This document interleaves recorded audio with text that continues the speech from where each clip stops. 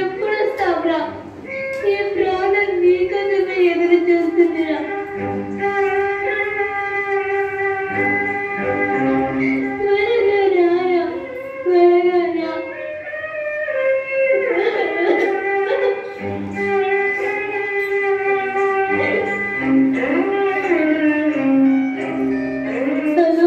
Hello doctor గారు అండి. చెప్పండి. నేనండి ప్రారంభమని మీరు ఈరోజు రమ్మని చెప్పారు, కానీ నా కొడుకు దుబాయ్లో ఉంటున్నాడు. వాడు వస్తానని చెప్పాడు. వాడు రాగానే వచ్చి కలుస్తాం. మీ హెల్త్ కండిషన్ అస్సలు బాలేదు. ఆ విషయం మీకు కూడా తెలుసు. అసలు మీ పరిస్థితి మీ అబ్బాయికి చెప్పారా? మీరు ఇప్పుడు ఎమర్జెన్సీ కండిషన్లో ఉన్నారు. త్వరగా ట్రీట్మెంట్ చేయాలి. నాకేం ప్రాబ్లం లేదు, తర్వాత మీ ఇష్టం. రాగానే వచ్చి కలుస్తాం డాక్టర్. సరే.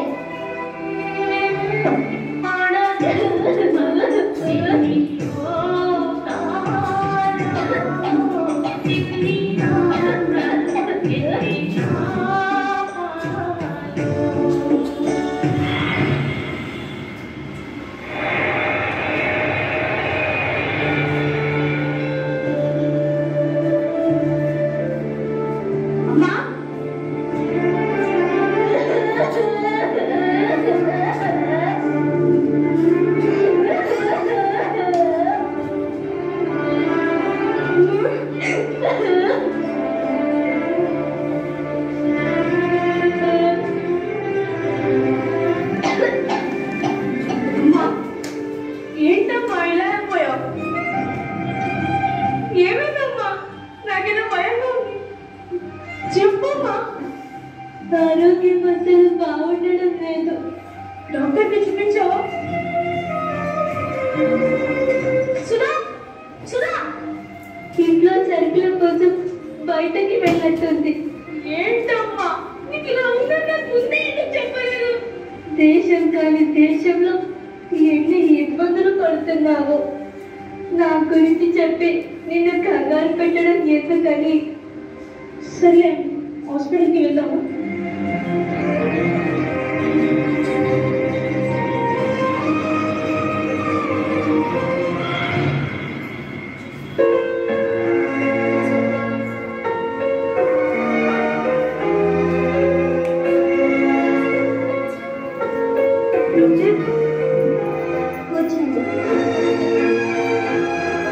మీరు నా కొడుకమ్మ ఈరోజు బయట చచ్చాడు.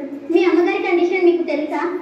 ఉద్యోగాలు డ్యూటీలు ఇంపార్టెంటే కాదనట్లేదు, కానీ కుటుంబం కూడా ఇంపార్టెంటే కదా. మీరు వచ్చే వరకు ప్రాణం ఆగుతుందా? కొంచెం కూడా రెస్పాన్సిబిలిటీ లేకపోతే ఎలా అండి? సారీ, నిజంగా నాకు తెలియదు డాక్టర్. తెలుసుంటే నెగ్లెక్ట్ చేసేవాళ్ళు కాదు. మా అమ్మ అంటే నాకు ప్రాణం డాక్టర్. ఓకే ఓకే ఉండవు. మా అమ్మగారు మీరు కాస్త బయట వెయిట్ చేయండి.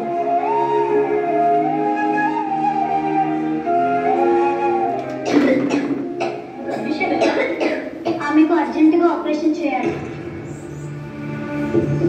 మినిమం 10 లక్షల దాకా ఖర్చు అవుతుంది. ఆమెను ఎంత త్వరగా అడ్మిట్ చేస్తే అంత మంచిది. ఓకే డాక్టర్, మనీ అరేంజ్ చేసుకుని వచ్చేస్తాను. ఆమెకు ఆల్రెడీ మందులు ఇచ్చాను, అవి కంటిన్యూ చేయండి.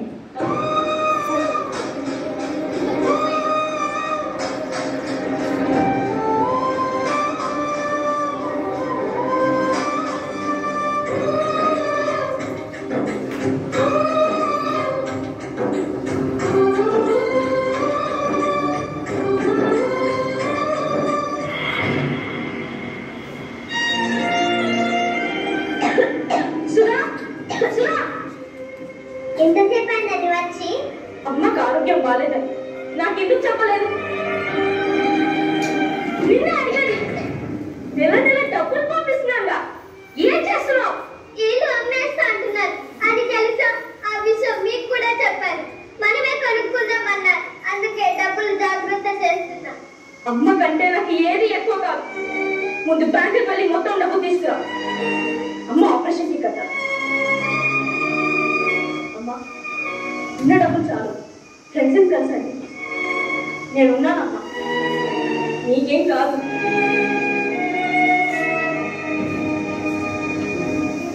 బాధపడకమ్మా, నాకు ఇలా ఆరోగ్యం బాగాలేదని తెలిసేసరికి వాడు అలా కంగారు పడుతున్నాడు అంతే.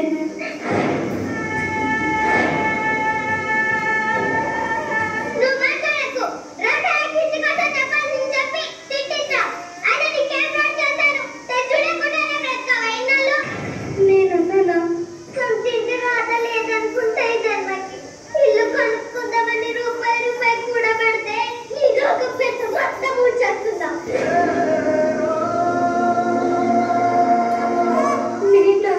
మరి కాకపోతే నా డబ్బంతా పూడ్చిపోతే నీకు ఆపరేషన్ చేస్తే 1 ఏళ్ళు బ్రతుకుతావా? మహా అయితే 4 ఏళ్ళు 5 ఏళ్ళు, కానీ మేము 100 ఏళ్ళు బ్రతకాలి. అది ఈ అద్దె గొప్పలు. ఇప్పటికైనా అక్కడ నేను ఇక్కడ బ్రతుకుతున్నా. ఓ పిల్ల లేదు, ఫీజు లేదు, జీవితం చివరికి వచ్చింది. పిల్లల భవిష్యత్తు గురించి కనీసం ఆలోచన లేదు. ఈ మాత్రం అడిగి అమ్మో మా అమ్మ, అమ్మో మా అమ్మ ఆయన ప్రేమ పల్లాడటం చిచ్చే. నేనేం చేయను. ఎన్ని వెనక చరణాలు లేవు, వాటిలో ఎంతమంది లేరు. పోయేదనే చూసుకో, లేదంటే చావు. మమ్మల్ని మాత్రం చంపకు చిచ్చే.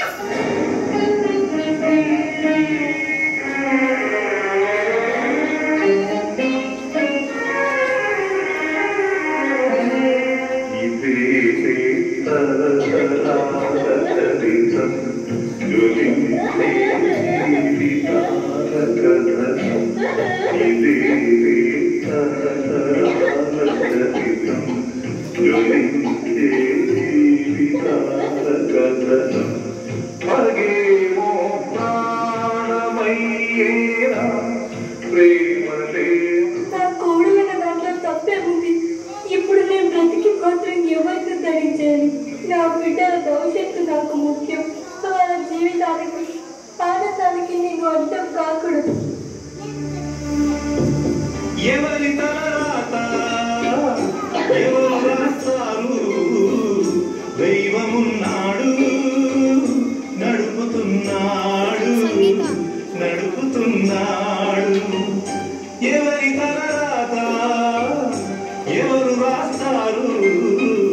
దైవమున్నాడు, నడుపుతున్నాడు, నడుపుతున్నాడు.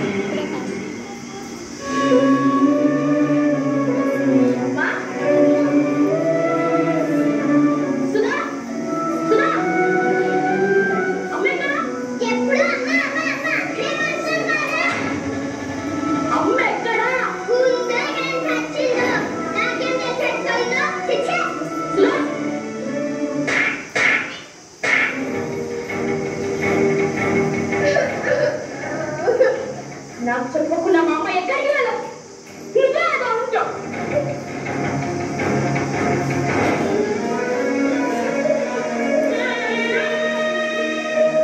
చిన్నప్పుడు నాన్న వదిలేసి వెళ్ళిపోతే నాకు అంత మౌలికం చేసిందే.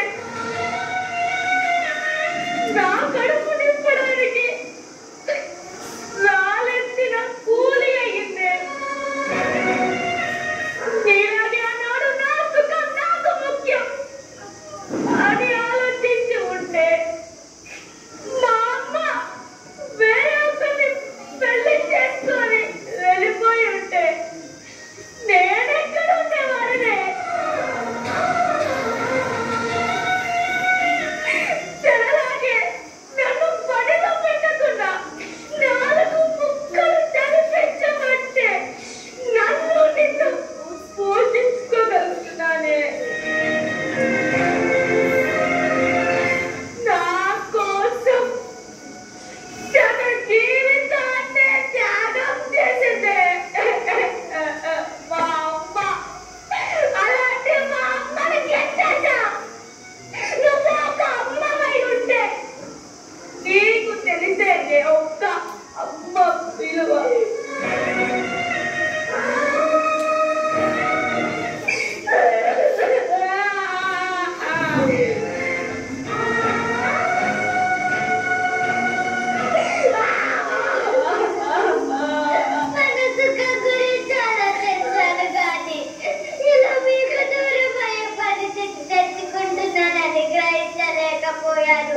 తప్పు చేశాను, నన్ను క్షమించండి. వెళ్ళి వస్తే గాని తీసుకొద్దాం.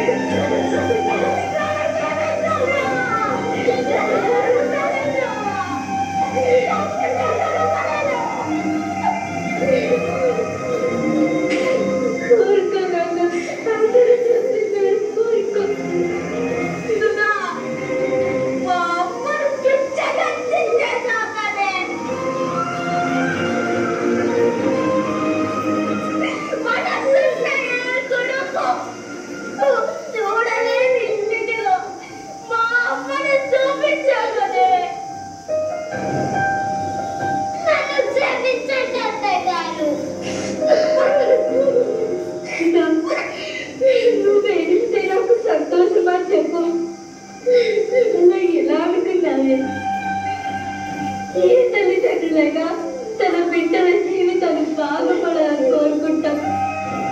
అంతేకాని రోగాలు రావాలని, వచ్చిన రోగాలకు బిడ్డల జీవితాలు బలిపెట్టాలని అనుకో.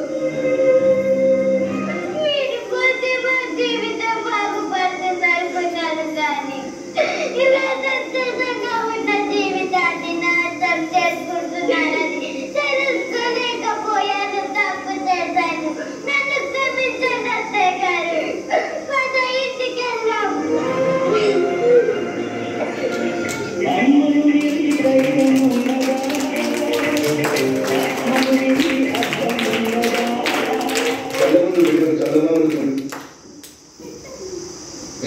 గోరుముద్ర తినిపించి దూరపాటి నిద్రపుచ్చే తల్లిని చూసిన వాడు ఎవడైనా కన్న తల్లిదండ్రులను నడివీధుల పాలు చేయలేడు.